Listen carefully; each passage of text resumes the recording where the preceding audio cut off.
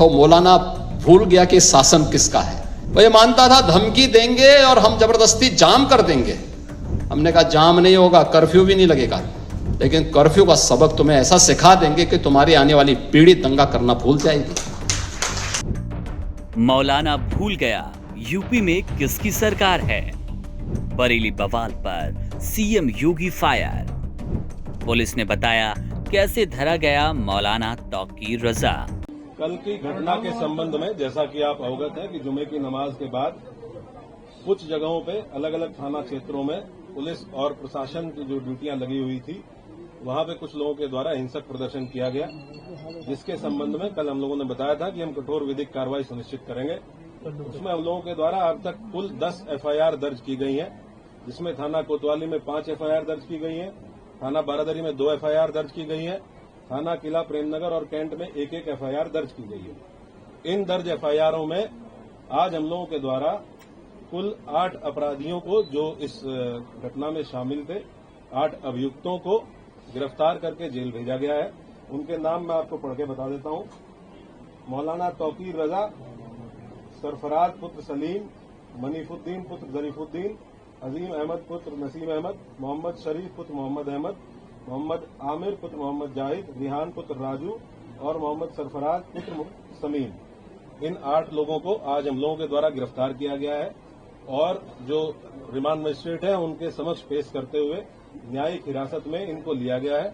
Court के आदेश के उपरांत इनको संबंधित जेल में भेजा गया है।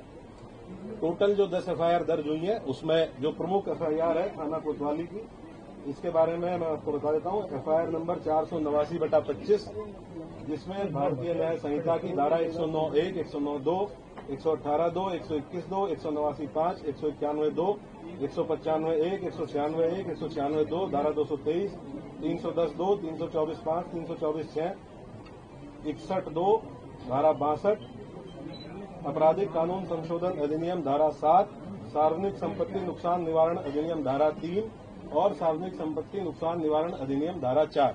इन समस्त गंभीर धाराओं में जो हमारी प्रमुख एफआईआर है, जो खलील तिराहे पे घटना हुई थी, जिसमें जो पुलिस बल वहां पे लगा हुआ था, मजिस्ट्रेट्स जो वहां पे लगे हुए थे, इनके द्वारा बहुत संयमित तरीके से वहां जो भीड़ आई अचानक से, उसको रोकने का प्रयास किया गया, समझाने बुझाने का प्रयास किया गया।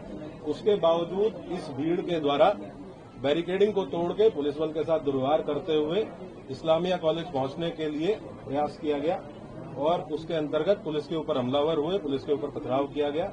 वहां से हम लोगों के द्वारा जो सामग्री रिकवर हुई है उसके बारे में मैं आपको बता देता हूं। ईंट पत्थर के टुकड़े भारी मात्रा में रिकवर किए गए हैं, चप्पल जूते भारी मात्रा में, पुलिस के टूटे हुए बैरिकेड रिकवर किए गए हैं। वहां से कुछ ब्लेड्स, खोखा कारतूस 12 बोर और 315 बोर के, जो संभवतः फायरिंग में यूज होंगे, वो रिकवर किए गए हैं। जिंदा कारतूस रिकवर किए गए हैं।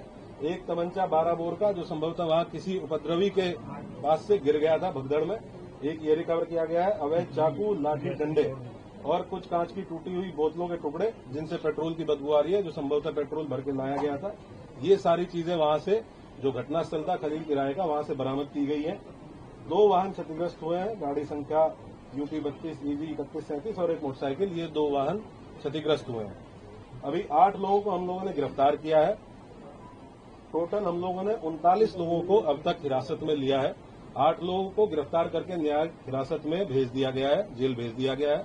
बाकी जितने लोग हैं उनसे हम लोग जो विधिक प्रोसीजर है पूछताछ करते हुए, क्योंकि ये भी बहुत आवश्यक है कि हम इन्वेस्टिगेशन के दौरान ये पता करें कि जो ग्राउंड पे लोग मौजूद थे, जो अलग अलग चौराहों पे पुलिस के साथ मिसबिहेव कर रहे थे, पुलिस के ऊपर हमलावर थे, पथराव कर रहे थे, और इनके पीछे कौन व्यक्ति था जो इनसे लगातार संपर्क में रहते हुए इनको ये करने के लिए उकसा रहा था। तो उस बिंदु पे इनसे पूछताछ की जा रही है। इनके मोबाइल फोन जिन जिनके रिकवर किए गए हैं, उन मोबाइल फोन से भी एविडेंस कलेक्शन किया जा रहा है।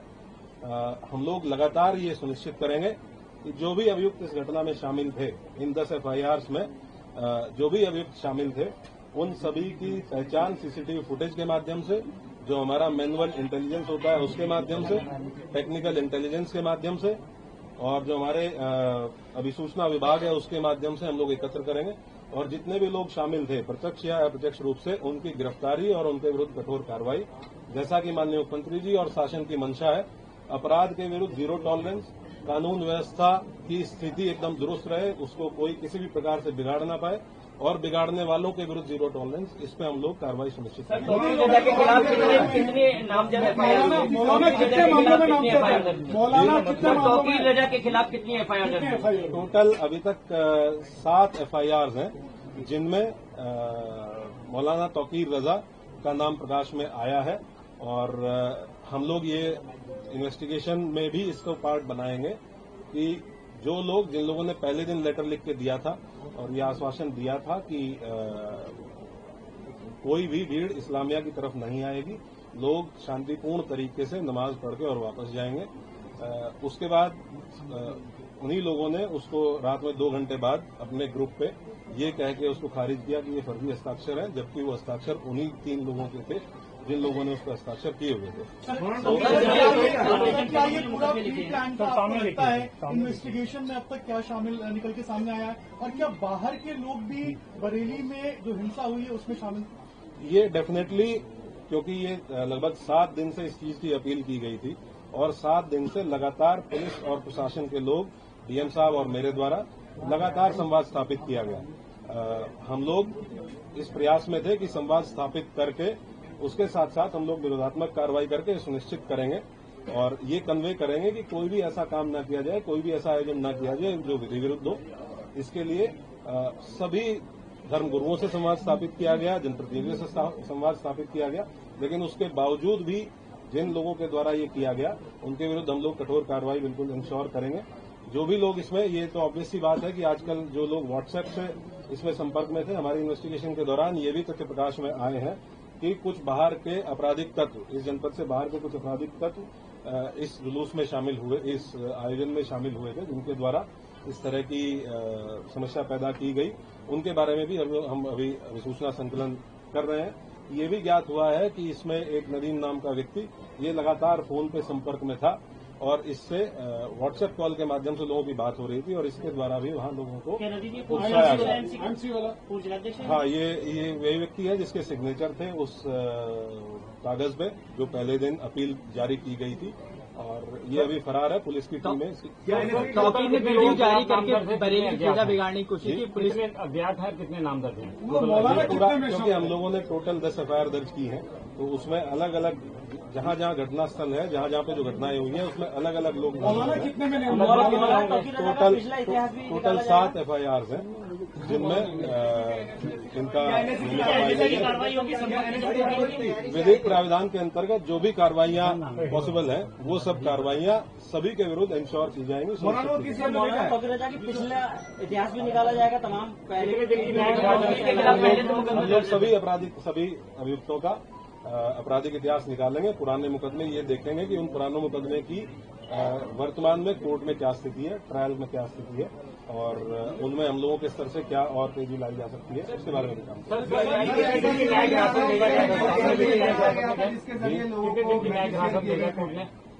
मौलाना को कोर्ट नॉर्मली जब भी कोर्ट के समक्ष पेश किया जाता है तो 14 दिन की न्यायिक हिरासत